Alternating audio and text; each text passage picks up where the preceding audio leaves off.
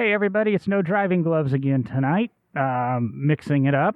Sean and Derek are joining me tonight. And we pulled one out of the local Birmingham car community, but has a pretty good social media following. A lot of guys in his car base know who we're talking about. A lot of magazine cars, some pretty radical builds over time. But Philip Sohn, big into rotaries. We've been friends for years. Sean's known him for a while. This is Derek's first meeting. I'm trying to think. Back a year or two ago, I think I might even put him in touch with Will because he wanted to build an LS, which is totally different logic, rotaries, and has gotten unbelievably deep into it. He's building it like he's a NASCAR team. He puts pictures on social media of his gram scales, his micrograms, and got the special rod balancers, and just when Phil does something, he does it right. Sometimes it takes him a while to do it. I want to say you've had cars at SEMA, haven't you, Phil, or am I wrong? I did. I had it back in 2012. It was mainly built together by local Birmingham builders. Me, Walker Morgan at the MP Fab, and Jonathan Goolsby. Okay. From Goolsby Custom did the bodywork. So it was, I think, one of the few import that he built. We're talking, and I always get everything screwed up because Mazda likes these 2-letter chassis numbers, and chassis numbers work great if you're into the cars. But if you're somebody like me who's into everything, I can't keep E36 and E38 and Z22 BMWs straight. I can't keep NA, NB, NC, ND Mazdas, Miatas correct. You've got you specialize or primarily do now FD RX-7s? Yeah, so I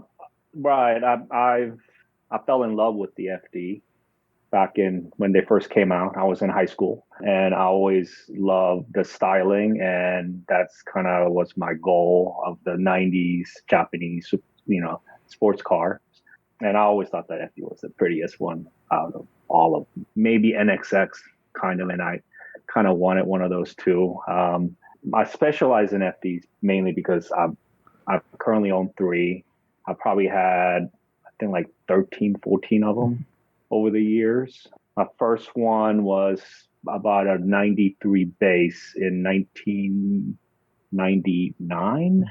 So about 21 years of owning them. And then throughout the years, I've had almost all the rotary vehicles, minus the R100 and the Repool. Oh, and the ugly ones, which is the Cosmo. I was going to say, have you had the 70s? If you'd had a Cosmo, I was like, that'd be yeah. Cool. I haven't owned the 4 or the 5, which is 5 is the Cosmo. I don't know what's up with the Cosmo, but to me, it's like a pug, man. They're so ugly. They're cute. Yeah, they're ugly, heavy 70s, which it's insane, which is very unusual for Mazda. But they're still cool. They're still. They still have some mystique to them. Yeah, there's a guy named I can't remember his name. I went to a shop in California, and he probably had one of the nicest RX-4 that I've ever seen. But yeah, I mean, when they're done right, I mean, I think you can make it really pretty and nice. But the stock form, they're not that pretty. Yeah, there was a guy that was autocrossing for a long time, SCCA national stuff with an RX-3. Blue RX-3, and that thing was a slot car, man. Like they had it hooked up. Yeah, I mean the RX-3 is probably the most popular SCCA rotary cars. There's so much history for the RX-3. Like Jim Downing from Atlanta, raced the RX-3. Mandeville also raced them, and that's how they kind of got into the scene and made them very famous. How much time have you gotten to spend around Downing, or have you gotten to spend any time? So, because I knew some of the people who worked there, when I first moved to Birmingham in 2002, 2003, there was a get-together at Downing. So I went over there and met Jim and Rick. They had a bunch of events there over the years. Last year or year before, my dream was to get an engine built by Rick Ingman. Mm-hmm. So I finally had a FD motor built by Rick. I bought a brand new 13B REW, shipped it over straight to Rick Ingman, and then Rick tore it apart and then put it back together for me, and then signed it because he's kind of getting up there now.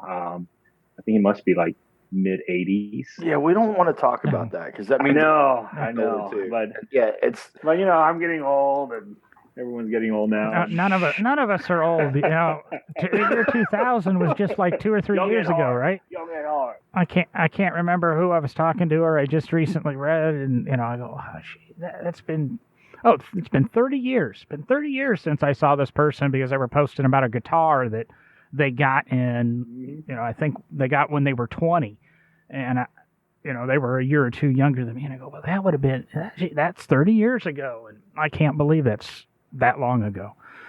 But I haven't had a lot of experience with the Rotary. I remember best friend in high school, Pat Drake. He went and test drove one. His dream was to get out of his Chevette and get rid of the vet and buy a something else. And we were test driving an RX, like an 85 RX-7 GLSE. I mean, it's a nice one to have, and it's probably, if I was to buy a Rotary, what I would get, either that or, because I'm an odd person, I would want like the 88 turbo convertible, because I like their 3-position tops and stuff.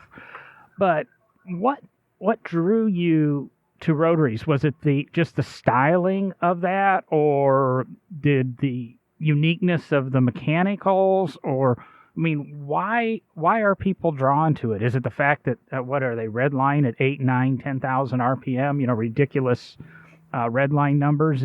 You mean even compared to a Honda, or? Yeah, that's the revs to infinity. Yeah, that's a very good question. I'm like, as soon as you said that, it's like asking you, why did you pick your wife? Just everything was right. I'll tell you a funny story. So I was in college. It was my sophomore year in college, or actually, yeah. And my best friend, he had a first-gen RX-7, and I remember he was explaining to me how rotary engine worked. And at that point, I was a car audio guy. I think a lot of the people from my era who really got into cars, like, customization now, kind of started in the car audio back when it was like really booming. Guilty as charged. and so, he was explaining to me about rotary engine. I was just like, oh, it doesn't make sense. Like, what are you talking about? Like, like it needs to have a piston. What is this crazy thing? And then when I finally bought one, I had to apologize to him. I was like, oh, now I know what you meant, like several years ago. And that said, I think, like for me, it was for an FD, it was definitely for aesthetics first. I'm just to kind of give you a little bit of my background. I actually hold a fine arts degree, but I was a pre-med and I was a chem minor, bio minor. I was one class away from biochem major, and I mainly did that so that back then, to get into med school, you did not want to be a science major. If you had the same MCAT score, everyone say, hey, don't be a science major because you have a much better chance of getting into a med school. So for that reason, I purposely did not take this one class to be a biochem major. But that said, I had a lot of art background over the years. So I was kind of really drawn into the aesthetics. And then once I bought it and drove it, it was a completely different beast. Over the years, I had a chance to drive and ride and et cetera in many different cars. And I think earlier I said I wanted a GTR. And that was when I took my buddy's R35 at Barber. He let me drive it for 2 sessions by myself. And it was a phenomenal car. And then a week later, he and I went to Atlanta Motorsport Park. Is that right? AMP. Mm-hmm. And then we drove there. We drove the car and back. And I was like, wow, this does everything, But at the same time, like I got in my FD and drove it at Barber. And it's totally different. Just the fun factor, the how it felt. And I think now I appreciate a lot more about that car, the chassis. Is the FD just compared to the GTR, which I've known you for years, and again, you've wanted one as long as I can remember. Is the FD is just a more visceral car? You know, you feel more. It's not so. You know, it's kind of like when I got rid of my Caterham and I bought my Porsche. I never really understood the Porsche because I didn't get the same experience as my Caterham. I mean, that's pretty, you know, going from bananas to steak or something from on the car side. And now that I've sold my Porsche years ago and I'm back to, I understand that now and I'm old enough now and maybe it's time to to get another one. I mean, it's true. Like I remember going up 3 and 4 at Barber. You know, on my FD, I just go all in and just let it go up. You know, that kind of momentum and go. I'm not saying that I'm a great driver, but you know, at one point I drove probably once a week, tracked the FD not once a week, once a month, and you know, like, and then I remember taking the R35 up the same way and just the computer kicked in and there's no acceleration.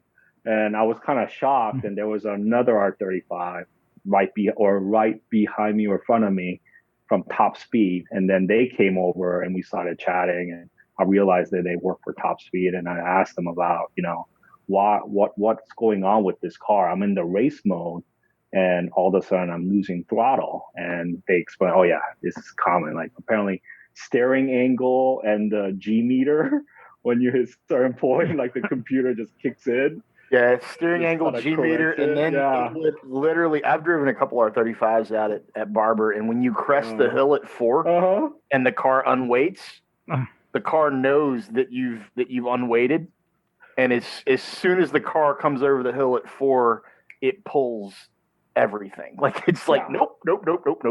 Yeah, it's an interesting car, but then you look at your lap time at the end of the session. I know what? Like, exactly. I dropped like 6.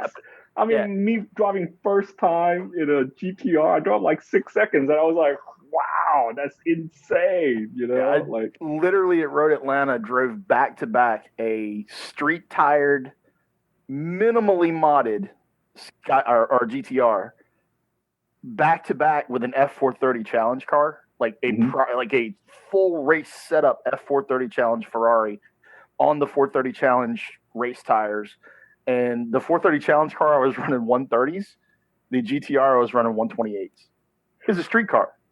It totally driven to the track. Yeah, and it's the GTR is just, I would buy several other cars before I bought one because of exactly what you just said there. Because the FD is, I think, more fun to drive. It's more engaging. You feel like you're more part of the experience. Like the human being is part of driving that car. And the GTR is kind of like, thank you, Japan. I know. Like, I mean, that's when I realized, like, you know, I was like, wow. I mean, the technology plus, you know, it does a lot of things really well. Yeah. You know, I mean, you get on the interstate and you put on the comfort mode and you're just cruising. It's like, I mean, I'm like, wow, this is better than my little, you know, semi-compact luxury sedan, you know, like, so I think that's one of the factors why I wanted it. And then 2, my wife would not let my son ride in any of my rotaries. Really? No. Yeah, but those cars are, I mean, have you gone bonkers with one yet? Like horsepower wise? You haven't really gone stratospheric, have you? Or have you? I don't know about it. So, well, not really. So after I tracked for about 2 years with the FD, the motor was getting tired. So I upgraded to a BNR, Brian Nichols turbos. I upgraded to his stage 3. We built it together because I've known Brian since I moved here in Birmingham.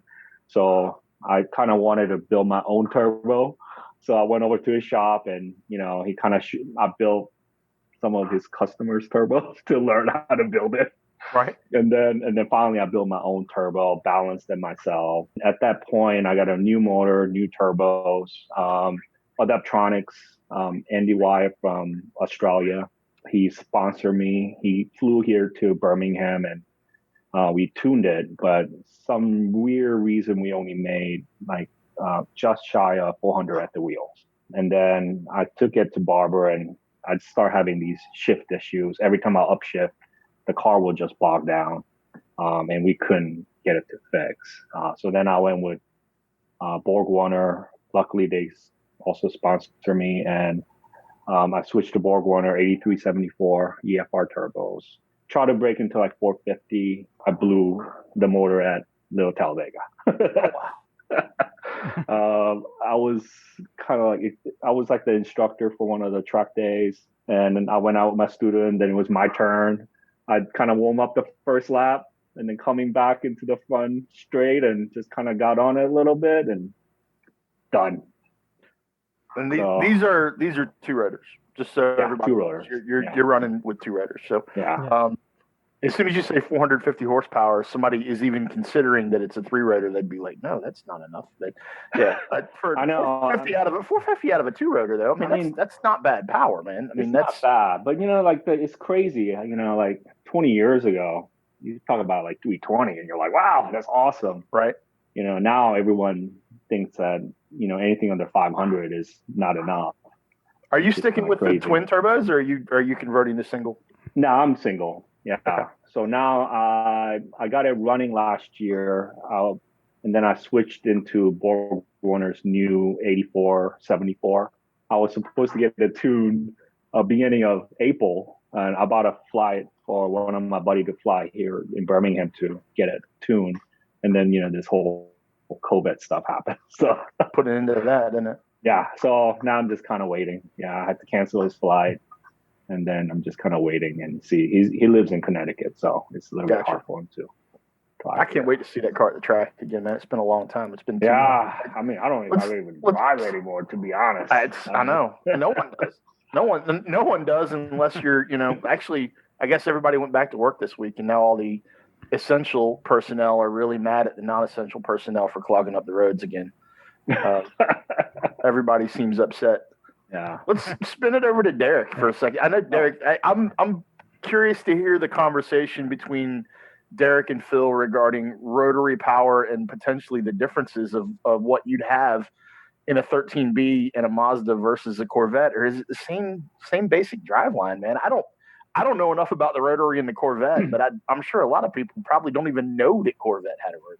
Yeah, they did two experimentals, and GM had done a bunch of experimenting. They actually had gotten licensed to build their own rotary engine. Phil, you might know a little bit about that. Mm-hmm. Back in the 70s, the GM, what they called the GMREC program. I don't remember, General Motors rotary engine. I don't remember what the C stood for right offhand. Yeah, and of course they were experimenting with it because, as many companies were doing in the 70s, trying to figure out what to do about the oil crisis, the gas crunch, all those things that were going on. Yeah, was there a different source of power like the rotary engine that they could use in place of the reciprocating piston-driven internal combustion engine? Aimed to be in the Vega was going to be the first car to get it. They were looking at putting it into a bunch of the cars. Basically, we're slowly rolling it out through the fleet of vehicles that came out of General Motors. But two of the more interesting Corvette concept cars that came out of that time were the two-rotor Corvette and the four-rotor Corvette that was known as Aerovet. The museum actually happened. We just last year acquired the two-rotor Corvette. It was privately owned in England. A gentleman over there named Tom Falconer had purchased it from General Motors to save it from being scrapped. But Chuck Jordan, it must have been a good day for Chuck Jordan because he actually let the car go rather than scrap it. Chuck was notoriously a not pleasant guy, but he did not allow the car to go to Tom Falconer with the GM rotary engine in it. So what Tom did was he eventually figured out how to fit a Mazda rotary engine in it. Two-rotor. Don't ask me the designation on it because I don't know the answer to that. It still runs with the Mazda two-rotor in it to this day. We had it at Amelia Island this year at the Concours for the mid-engine Corvette display. GM probably about 10 years ago or so, they were cleaning out somewhere in GM and found one of the original GMRC two-rotor engines and actually let Tom Falconer acquire it. that engine came with the car, and it is the museum's goal. We've been looking at the engine and determining everything we need to do. Our goal is to reunite it back into the car, make the car a GM rotary engine car again, because for some reason, and Phil, maybe you can explain this because I haven't found anywhere in the writing yet why they did this. The GM rotary engine spins the opposite direction from Mazda's. Interesting. And so right now, the Mazda 2 rotor that is in the 2-rotor Corvette, there's actually a gear reversing set in a case that goes in between the engine and transmission, and it's straight cut gears, and it's horribly noisy. The car's running, and you think it's gonna like chew itself up or something because the gears in that system are just really noisy. And one of the big reasons we want to get the original engine back in. But that was one of the interesting things I came across, was that for some reason GM, I don't know if it had to do with the licensing agreement, something like that, but their engine actually spins the opposite way of a Mazda engine. It's really cool. Of course, Aerovet's the 4-rotor, the bigger, higher horsepower attempt. And I think the interesting thing that came out of it all was that John DeLorean was, of course, at GM at the time, involved in both the 2-rotor and 4-rotor Corvettes. More so the 4-rotor Aerovet because of its polished aluminum finish, gull wing doors, and then he takes off and does DeLorean motors. But so we're actually kind of my knowledge of rotary engines is fairly small. I learned about them in powertrain classes in college. Got to play around with a couple examples that we had in the shop. It wasn't until I was living in Cleveland, Ohio, working at the Crawford Auto Aviation Museum. A longtime friend and happened to be a board member at the Crawford, owns a 1972 Cosmo. And he was like, well, let's go grab lunch. And he's like, we'll take the Cosmo. And he drives it to the burger place, and we have a burger, and we're walking out. He goes, why don't you drive back? And I had to drive this Mazda Cosmo back to his shop. And he's like, there's only one thing to remember. Just redline it before you shift, because it just wants to be happy that way. Yep. Learning more about it with the 2-rotor Corvette. So that's awesome. I think it's an incredible car. So a while back, it might be like 10 plus years ago, I heard that there was either a private owner or a collector had the 4-rotor Aero in like Ohio, if I want to recall. The 4-rotor has always stayed with. No, it's always stayed with GM. It's always been in the Heritage Collection. Huh. Yeah. Okay. Yeah, because I thought I was trying to find that article that I saw like a long time ago. It was some privateer had it, and maybe I just misread it. Okay, interesting. Yeah, I did not know about the spinning the opposite direction. I know Mazda recently came out with the rotary. I don't know if you saw it, Sean, but there was like a patent that Mazda, applied and about the new rotary engine, and I think it spent the other direction. Does the 13B? I don't even know, man. Like, what direction does the 13B spin? Like, if you're sitting in the driver's seat, is it spinning counterclockwise or clockwise? So if you are looking at from the front, it's spinning the clockwise. Okay, so sitting in the driver's seat, it would be counterclockwise. Counterclockwise, yeah. And that's why that gear's in there. Because the GM drivelines all spin counterclockwise. They all spin clockwise when you're sitting in the driver's seat. I'm like clockwise. I'm trying to think. Clockwise. Yeah. That's why they would have reversed it. Well, it's also interesting because it's transverse and it's transverse. The rotors are transverse in the car. So, you've got your transverse 2 rotors side by side.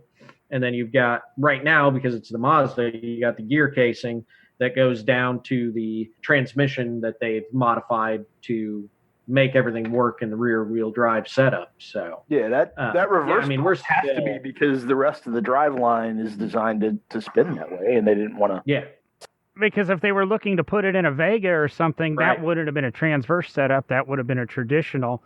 And as opposed to re-engineering the entire package, when they're putting it in the mid-engine Corvette, they have to make everything new anyway. Well, they had to modify a Porsche 914-6 chassis, John. Come on. And I don't understand that, because when you're talking about the way this rotates and the way that rotates, up until a decade ago, Honda motors rotated the opposite direction of anything in the world, because I remember back in the mid-90s when I was in my modern automotive technology class, and the teacher was explaining, or the instructor was explaining, well, the transmission in a front-wheel drive is always on, this side of the motor or the right side of the car, blah, blah, blah. I'm going, no, it's not. My CRX in the parking lot, it's on the left side. And he's basically telling me, no, it isn't. And I'm going, yes, it is. And, we finally, oh, yeah, that rotates. I guess I figured it out years later when I was doing my motor swaps, that it rotates the opposite direction. And that's why... it has torque steer to the opposite direction that his Dodge Daytona. That's cool stuff, man. Very, very few cars have, in history, internal combustion, piston driven, have spun non-standard clockwise rotation. Yeah, Stearns automobiles back in the early 1900s. It's really odd to hand crank one, because instead of hand cranking clockwise, you've got to figure out how to pull it over, hand cranking it the opposite way, which for a right-hand person is extremely difficult to get past the compression stroke. And I believe for a long time, if I recall correctly, Volkswagen spun counterclockwise. I think they were one of the other big ones. I never had any VWs old enough to go back to that. But yeah, I do remember hearing that for like the 50s models, like the 1200s. Yeah, it's all kinds of weird stuff out there, man. I'm learning something new. I didn't know any of that. I didn't know anything about the rotary Corvettes. That's what we're good for, Phil. Useless information that no one needs to know. Yeah, but we get it pretty much without looking it up. I always find that amazing that somehow some of us know these obscure bits of trivia. Derek threw Rotary Corvette out a couple weeks ago on the show, and I literally, after the show, was like, I got to go look for that. And I'm like typing, and I was like, I have no idea what he's talking about.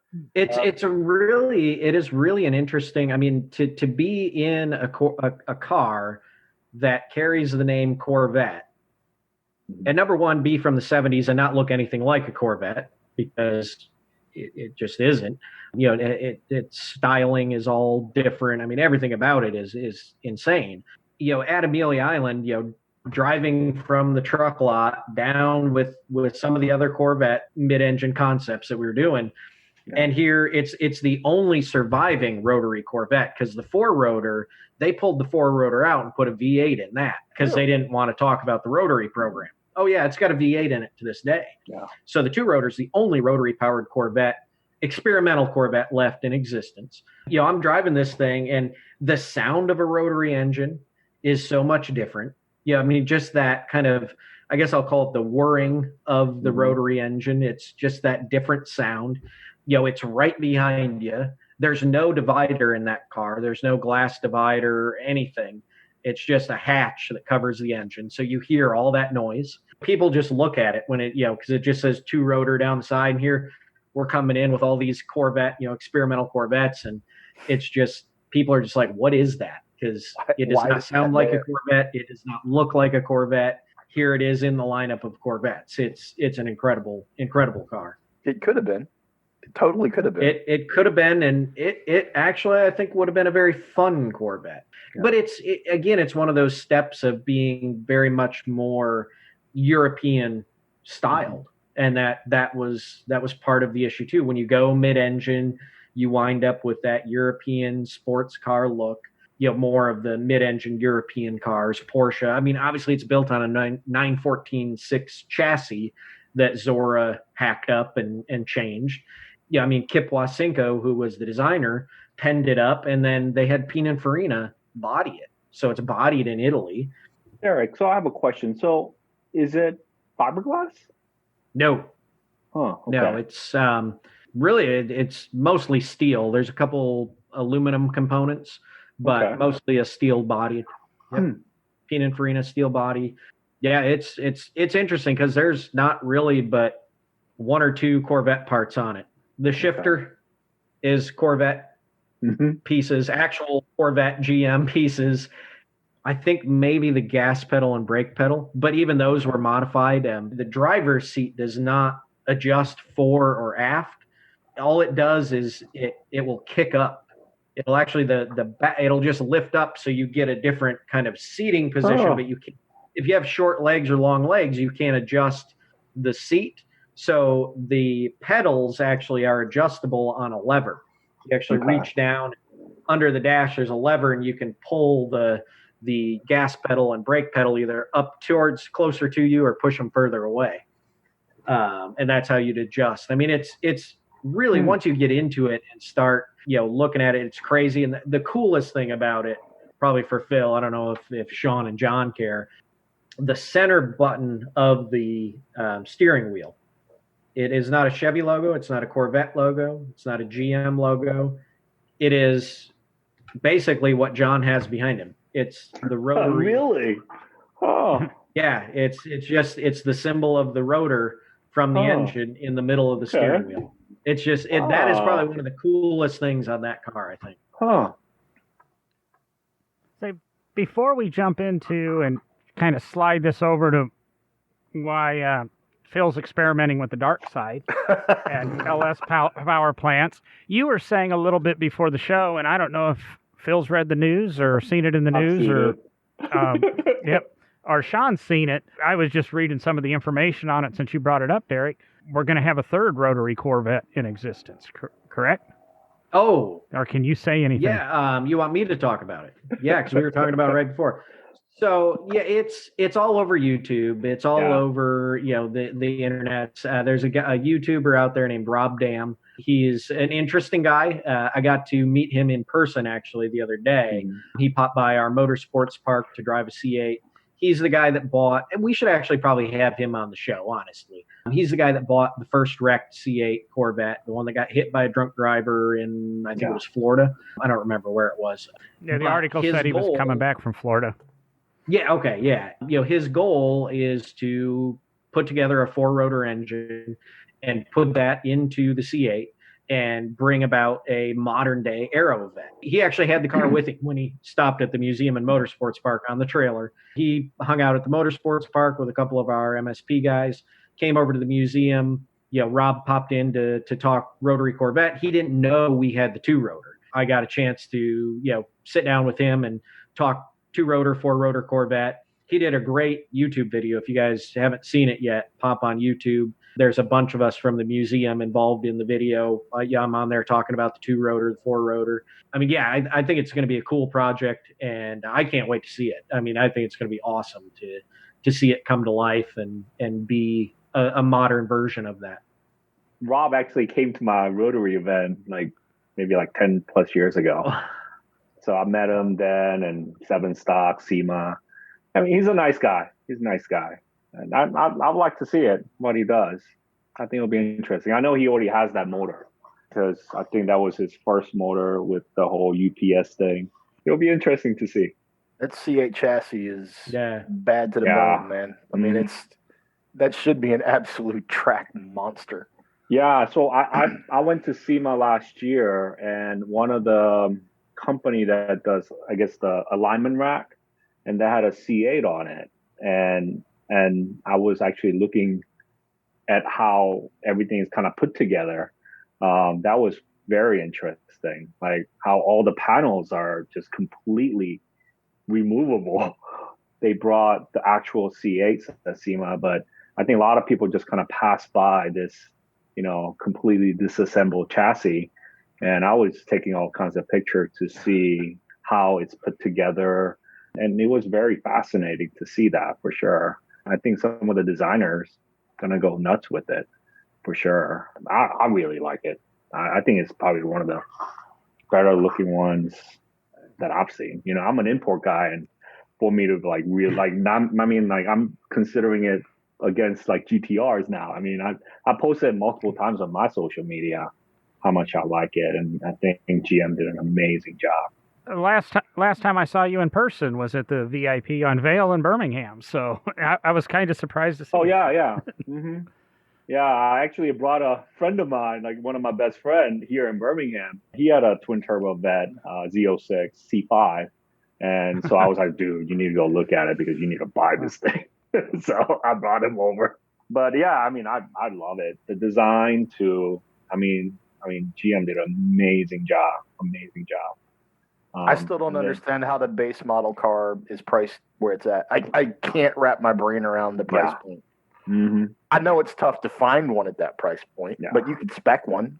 You could spec one and have one built. And that's honestly, that's when my plan is to probably order one in the next couple of years, and that is exactly my plan. I'm gonna spec it out at the base level, and because what do I need anything more than the base level? I'm not going to track. I don't track the car. I'm not going to take it out on track. I'm going to use it as a daily driver. I'm going to be the guy driving it to work and driving it out on the roads for fun. Yeah. I don't need anything more than what that car can do in its base setting. I mean, it's insane in its base, level. I mean, to go above that, I mean, I get it. There's guys that want that, but for me, I don't need it. I am going to track it, and I want the base setting because, seriously, I used to, like, when I worked with SRT, everybody used to ask me, what is the spec SRT vehicle that you would get? And my answer was always either the core editions or when the Scat Pack came out, the Scat Pack. And I had a Scat Pack Challenger for a while, and the reason was I'm the guy that's going to, if I bought an SRT or if I bought the C8 with the adaptive damping and all of that stuff on it, I'm the guy that would want to rip all that out and put traditional coilovers in it and corner weight the car properly. And like, I don't understand why people would go out and buy the fully loaded Z51 if they're going to track it, knowing that they're probably going to eventually put some double adjustable shocks on it, proper coilovers, corner weight the car. You're going to end up with aftermarket suspension bits and pieces here and there, spherical bearings, stuff like that, just to tighten the chassis up even further. The base model car to a lot of the hardcore folks makes more sense than the higher level cars, just because we're going to rip them apart. we're going to rip them apart. I think where you're at, Sean, is you're jumping the middle crowd that is totally most Corvette guys are the guys that they want the car that can go on track and the computer can kind of keep things under control if it gets hairy. Yeah, they're not the guys that want to rip the car apart and put different stuff in. And I think there's that middle range that they like the Z51 because it's good on track. I mean, Phil wants to tell you you're wrong. I mean, no, I'm not saying, but I'm my idea of what I would buy has changed as I get older. As I get older, I'm looking for something that is easy to get in, easy out. Like before, when I was younger in the 20s, I'm like, oh, these old people, what? All they care about is comfort and all this stuff. Man, I'm getting old, and I hate to say it, but now I'm like, man, I'm sick and tired of getting into these little tight bucket seat that I could barely squeeze into, and now I just want that. And I'm also getting tired of building it at sometimes. I just want to buy it, get in, and then just drive it, and that's another thing that I'm starting to kind of understand more about how some of these guys, they kind of go after certain model cars, mainly because you get in, you go, you have warranty, you just beat the crap out of it. I had a friend who a Rotary guy that I knew from Cincinnati back in the 90s or early 2000s. When I first bought it, I joined these Rotary groups in Cincinnati, Ohio, and one of the guys is a UPS flight pilot, and he tracks, and he has a GT4 that he tracks. So he came down to Barber, and and he's like, I bought this thing to track. I get in, I have warranty. I want to just beat the whatever. I don't know if I could say it, but and now I kind of have that appreciation now, it's so nice to just buy something, beat the shit out of it, and then if something happens to it, you take it to a dealer and they fix it. So I'm going to throw this out there. I think I can get John to come along with me on this train of thought. I don't know whether I can get Phil and Derek to come along with me on this train of thought. But going back to what you just said about you want something that's comfortable, easy to get in and out of, something that you could take to the track and still have fun with. What if we can convince Mazda to come out with a 2-rotor, twin-turbo, rear-wheel drive, 8-speed ZF transmissions minivan? You take it out on track and you embarrass Porsches and Corvettes and Mustangs. And then you throw your family and your dogs in the back and you go on holiday. I guess that's the Odyssey guys from Honda, right? That's exactly where I'm going, dude. There's something amazingly cool about a minivan that decimates.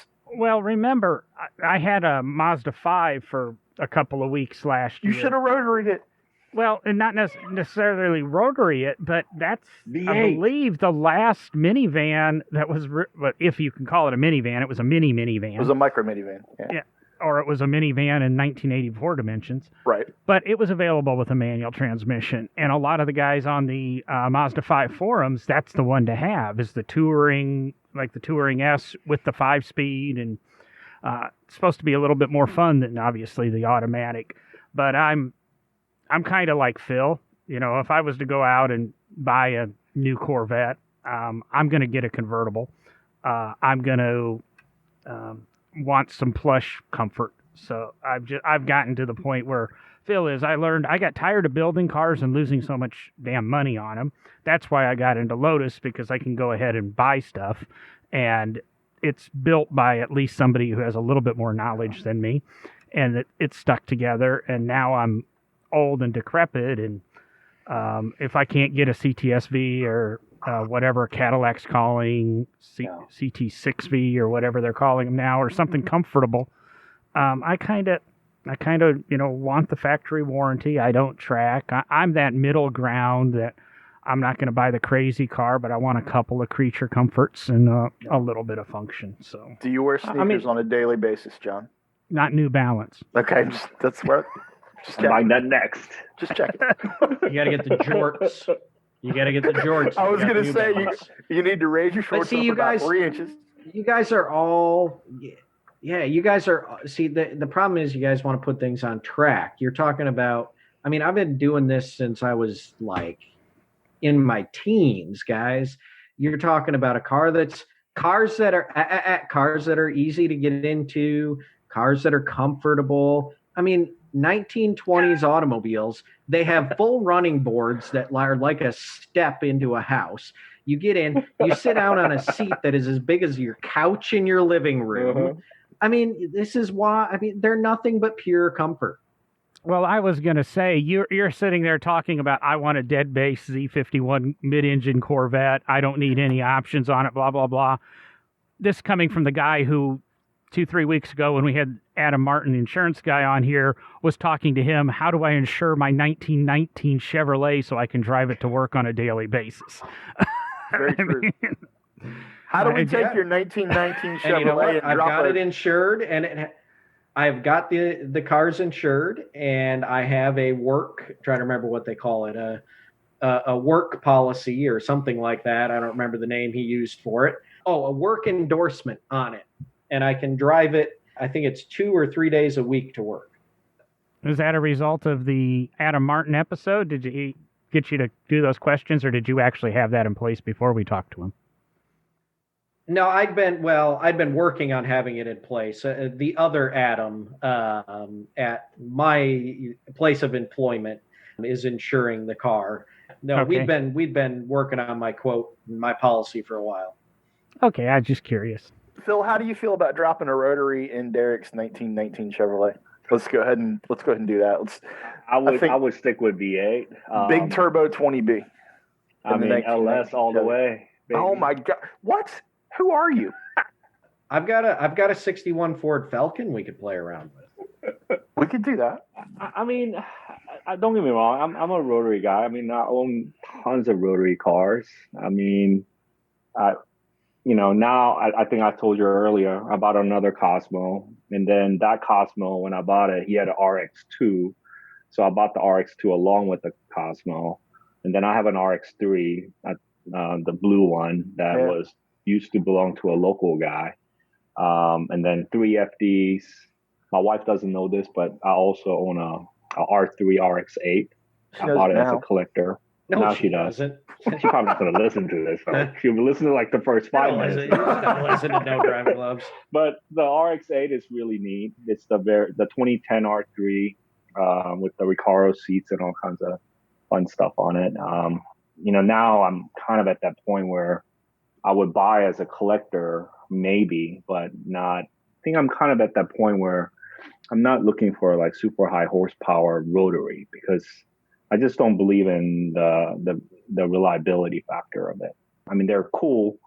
I think, there are a lot of guys out there that do these crazy, 3-4 rotor builds, but I don't think it's quite matched into that chassis. Like, I think I mentioned that I was doing LS into a Uno's Cosmo. And mainly I was thinking about it because I had the Uno's Cosmo since 2008 or 2009. I can't remember, somewhere around there. Mazda was always awesome about the chassis. So Mazda was always good about like the engine placement, utilizing all the engine bay, the chassis design. The Cosmo was very odd. It had like a super long front end. You look at the 2-rotor version and you're like, why did Mazda put such a tiny motor into this enormously long front end? And I always kind of looked at it, and because I owned it, I could see from the underneath, the engine bay. And I always said, like, this is not right. And then, the history of Cosmo, the very first Cosmo from the 60s was the only rotary.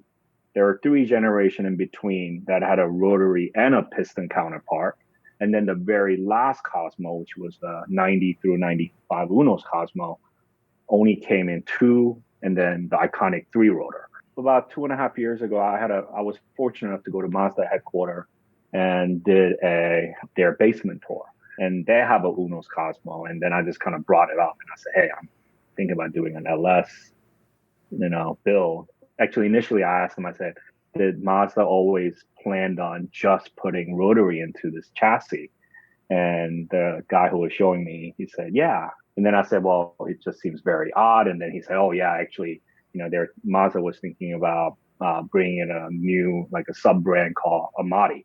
And recently there was an article that came out in Jalopnik, I think 2018, a couple of years ago. And in that article, the writer was interviewing a bunch of, former Mazda employee during this whole early 90s Amati branding in the United States. And one of the head guy actually stated, instead of putting in a V12 engine, it was going to be V8. So it kind of reconfirmed my theory of the LS kind of belongs in this chassis.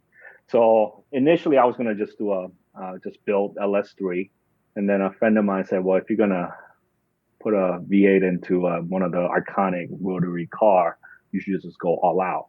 So now I'm doing twin turbo V8. And you listened. Yeah. And then, I also wanted to see what the whole hype about LS, swaps. So I figured the best thing to do is to build my own motor. So that's kind of what I did. Kind of learned how to build it. A friend of mine kind of helped out. His name is Michael Osborne here in Birmingham. He owns a LS3 RX-7, FD RX-7. So he's a good friend of mine, and he just kind of, showed me the ropes, and I balanced everything out and kind of put together, got the sponsorship all together. So I have Eagle Specialty is fully supported with their forge crank, ARP with all the hardwares. Holly helped out. A bunch of guys I'm just kind of a rotary guy, but they thought that they would be kind of a cool project. So they all kind of jumped in. It's time. Like John earlier talking about, jumping in a car and, stuff. I mean, to me, it becomes more of a time issue now. Like, I just don't have enough time to build cars. Like, it's getting harder and harder to find free time. And like, my projects are taking longer and longer, mainly because time. Like, I'm at work talking with you guys, but, during the day, like, I'm like now my son's, home teacher. So I mean, it's tough. Like, my time with the cars are getting tougher. So now I'm kind of partnering up with some of the local shops to get this project going. There's a shop out in Irondale, Alabama. His name is Danny Gonda, Boosted Authority. He specializes in force induction LS swaps. So he did a LS swap RX-8 recently, and a bunch of other stuff. So he kind of partner up and he's helping me get everything sorted because I just don't have time now. I can't wait to see the car, man. I can't wait to see the car. I'm just, it's a departure for you, and I haven't seen you for a while. And hearing you talk about it is just, it's a little bizarre, but really cool. And I'm just curious, like the rest of the community that's out there, what's the ratio of catching hell to catching, oh my God, that's cool that you're getting? But you know, I mean, the thing is that, you know, I'm also a scientist, so I'm looking at stats, right? I mean, if you look at rotary stats versus LS stats, I mean, you have 800 horsepower LS that's daily driven. I mean, I went to Eagle Performance or Eagle Specialty product. I had lunch with VP and one of the head sales. We're having lunch and they asked me about what your horsepower goal. And at that point, I was like, I would like to do twin turbo 800 horsepower, you know, Cosmo. And they just kind of laughed at me and they're like, that's it. You know, like I was like, I mean, 800 seems pretty high. I mean, I'm not that good of a driver. And if I track that, I'll kill myself in an 800 horsepower it's car. It's going to be plenty fast. Yeah.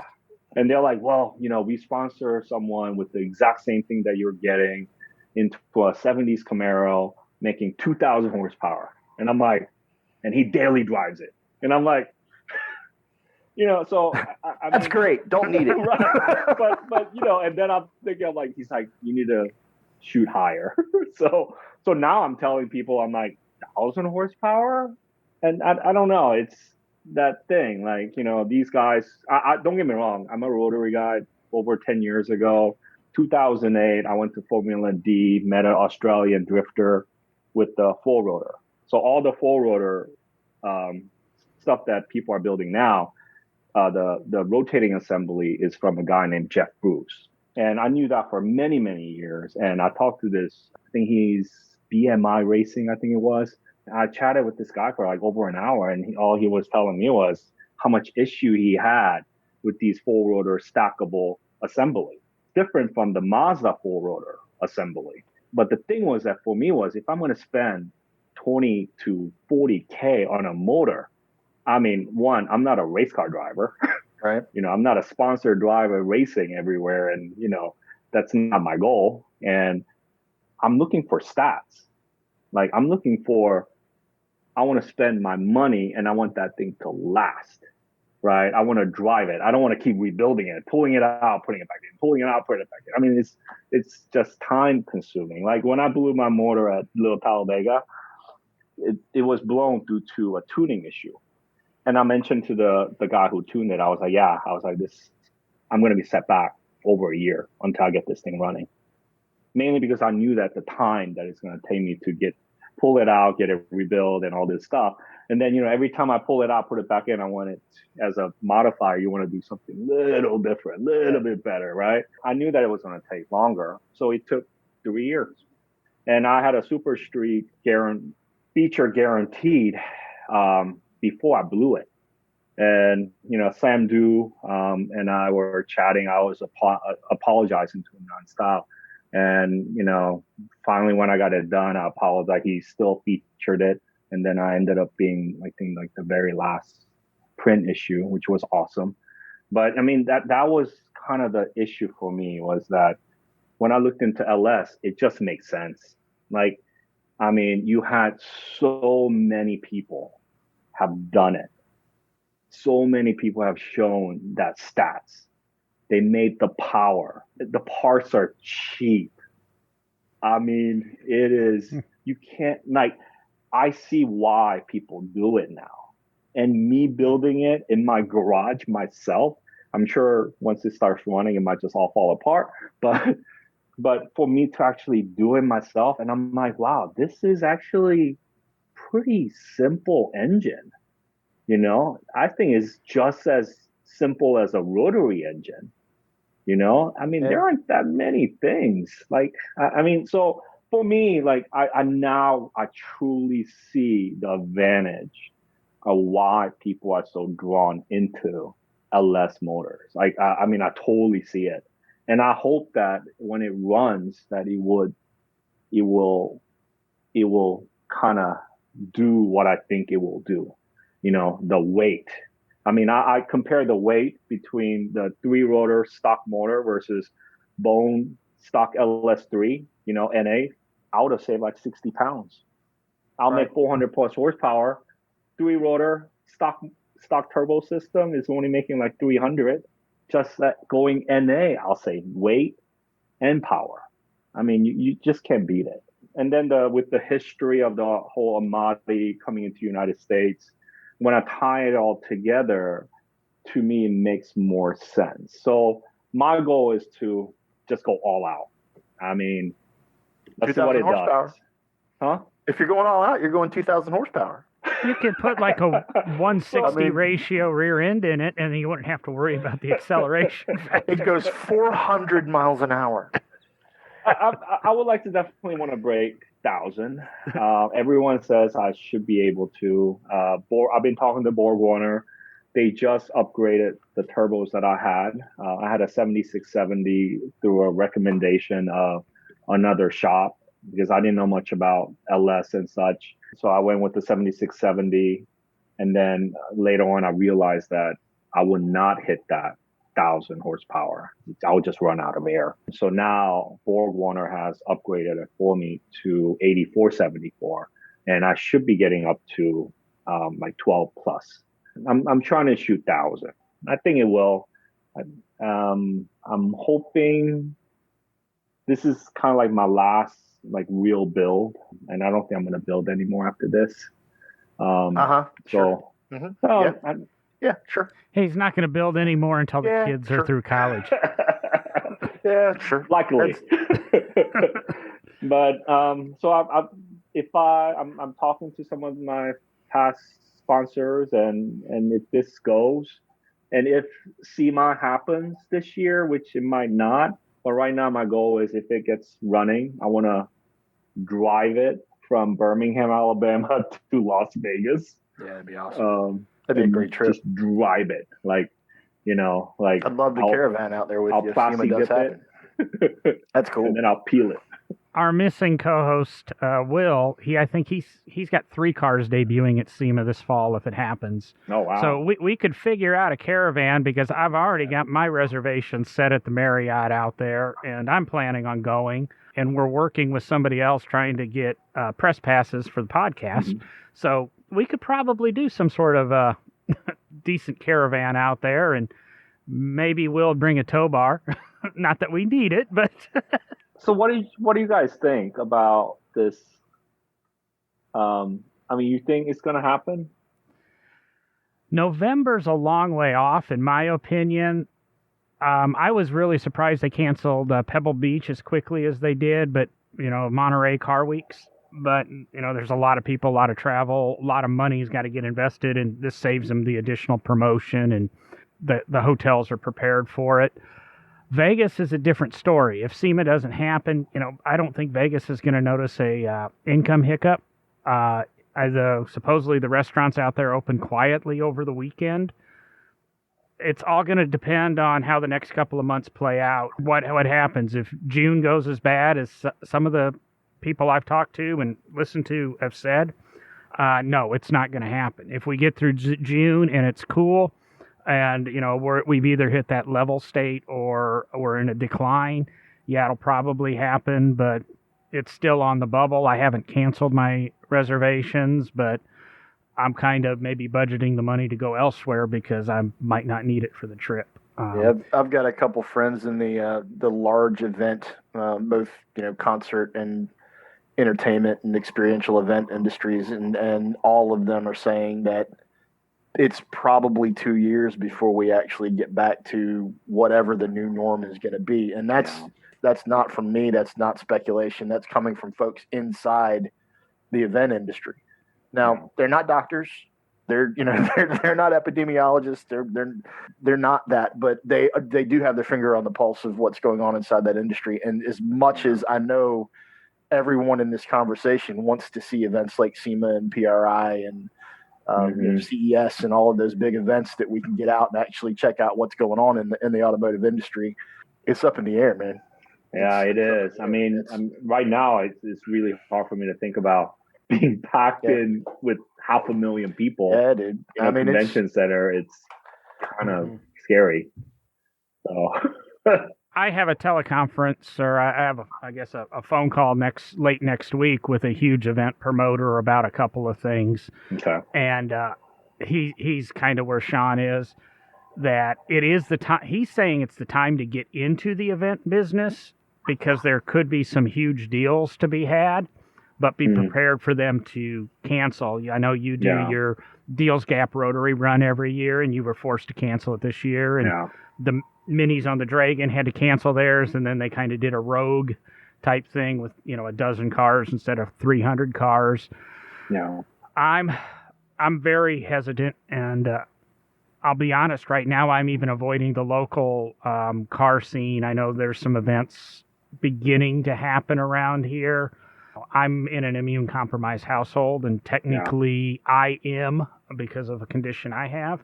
Yeah. So I'm not risking it, and I'm gonna play it by ear. But we'll see where it goes. I hope for the best, but maybe we'll see at SEMA, or maybe all of a sudden everybody's gonna get an extra year of builds, and I don't know how big SEMA 2021 would be for that with 2 years of builds to debut.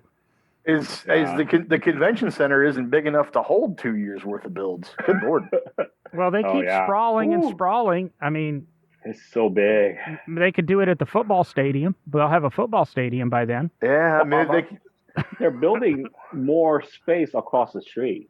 They've got the NHL arena. You could fill the NHL arena. You could fill the convention center. It could be an all across town type thing. And you know what they could have at the NHL arena that would be a new category for SEMA? I bet you Derek knows. Oh, the Zamboni class. Yeah, I like where this is going. Rotary powered Zambonis. Did we just end the show? Oh, I have to start building one. Did we just? Yes. I mean, we may. Let's do it, Phil. Let's do it. We may have just walked ourselves into a show ending. Well, we're at that hour mark, so we technically should be ending. And we only had Phil till 9:30. I don't know exactly where he ranks on the totem pole of executives where he's at, but no, I'm okay. I'm okay. But we probably we got everything accomplished I want to do. We had a long talk about rotaries. We talked about the Corvette rotaries, and we found Phil. I'm going to say you have my stamp of approval like you needed it. You have a very logical reason about building your LS.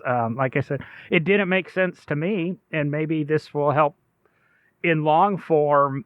When people say, why are you doing this? You can say, listen to No Driving Gloves episode. I think we're on you'll be episode 131, and maybe you're 132, but you listen to me on No Driving Gloves, and I explain it all very well, and you can quit telling the story. But that's explained okay. I don't know. This is my first time doing podcast stuff, so it was a very well thought out explanation, and I'm sitting kind of comes back around to pushing me to just LS swap the damn thing, be done with it. Hey, you could drive it though. If it's a car you want to keep, yeah. Like I know the UNOS in this country is not it's not a common car in this country. So you're kind of making that car into something that's yours. Yeah, and picking up the new one. Yeah, and then picking up the new one, my ultimate goal is to kind of showcase it together. Because the one that I just picked up, I mean, it is probably the prime example of, stock UNOS Cosmo. I mean, it is the guy, I didn't do any of it except to purchase it, but I mean, the guy who restored it, his name is Brad Berger, and he has a 60s Cosmo. Somehow, I don't know how he's related to Mazda USA or Japan, but the story goes is that he has the very first RX-8 that came to the United States. I think like number 3 or number 4 FDRX7, and then number 1 FC that came to US. And then the Cosmo that I have was his, and he bought it from a friend of a Japanese diplomat who brought it to US back in mid 90s. And then he bought it early 2000 and then completely restored it. I mean, like NOS parts, he stripped the whole entire car down, repainted it into factory paint. And then he brought in one of the very last crate 3-rotor, which I think I was mentioning earlier, like Mazda did not sell it to a private party, but somehow he was able to get it and then put it into this car. I remember seeing the guy who owned it before me brought it to my event in 2009. And that was the first time me actually seeing this car. And I was like, wow, like this thing is phenomenal. Like, right. You know, the condition. And when I bought it, I was a little bit worried, like, you know, it's been like a little over 10 years. Like, what kind of condition would it be? And it is immaculate. Cool. So my goal is to I want to just go all out with this one with the V8 twin turbo, you know, like a unique turbo setup. Try to do like a V mount setup into a car. It has so much room. I could put an LS twin turbo, front mount twin turbo, and do a V mount setup. I mean, that's how long this front end is. I mean, it's insane. It's like an 8 Series BMW. I mean, that's what they were competing for back in the days. I mean, Mazda created this to compete with, you know, the 12-cylinder BMW and Mercedes. I can't wait to see it. It's cool that you're local. It's cool. It's cool that you're local. John and I at least eventually get to see it. I'll hold you to that. Okay. I have never met a car that I didn't want to drive. Yeah. I mean, that's awesome. Hopefully, you know, it won't blow up in 1,000 pieces. It's an LS. It's an LS. It shouldn't. According to everything you just said, it's good to go forever. I mean, that's what everyone tells me. I mean, I went to LS Fest when I was thinking about doing this, and John, you know, introduced me to Will, right? Yeah. And, you know, at that time, I was going to do I was trying to figure out how to control 6L80E, like aftermarket. So Will kind of show me around through LS Fest, trying to get some information about that. And then I switched back to 4L80E, mainly because there's so much more support. Now, just going to go straight T56 or TR6060. So we'll see. Yeah. Go with the heavy duty guts. Yeah. I could sit here and keep talking to Phil forever. John, you're going to have to wrap this up. Yep, we'll go ahead and kill the recorders. I'm sorry, everybody, and we might keep going for a little bit. Maybe we'll have Phil back at some point. Maybe we'll talk to him at SEMA this year if we make it. Maybe we'll shoot a YouTube of his car when we see it at Magic City Octane. Let's just go ahead and say we will shoot a YouTube video. We will absolutely shoot a YouTube video. As a matter of fact, when all this is over, let's figure out a time when we can come over and actually do a YouTube video with the cars. I know everybody would love to see what you got in the garage, if you're cool with that. Yeah, well, right now it's spread everywhere. A lot of my friends own a car. Road trip. So my friend has the RX-3, and then another friend has the RX-8. And the Cosmo is at the Boosted Authority, and then I have the Cosmo and then the 3FD at the house. RX-2 that I bought with the Cosmo is still up in Huntsville. So I was supposed to pick it up, and then the whole COVID thing kind of ruined it. And you're running around getting parts for these with a rotary pickup, right? You know, I thought about a rotary pickup, but they're kind of useless.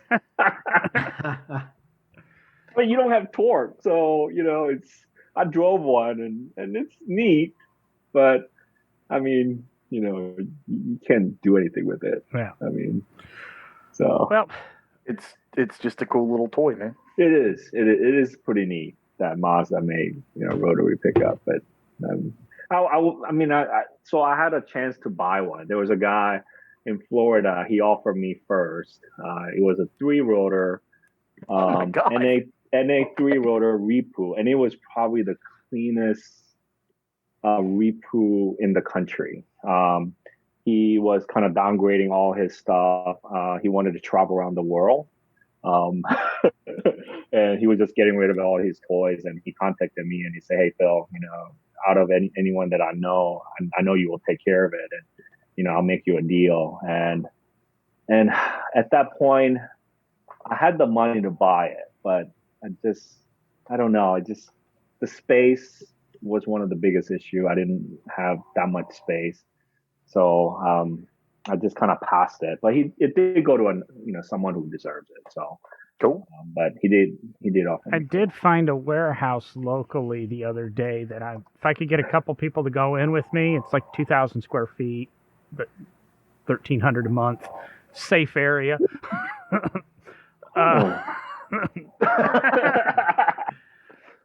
But I live too far away, so I'm out. Yeah. Although I need space.